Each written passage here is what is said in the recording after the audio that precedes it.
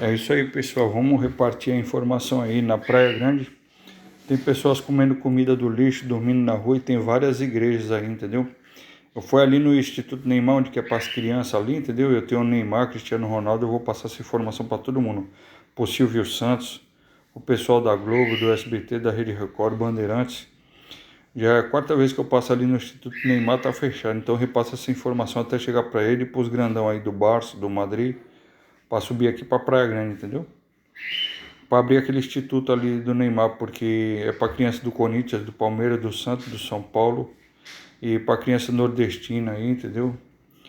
Para negro, pobre, mediano, aleijado, manco, certo? E latino-americano também em conjunto, certo?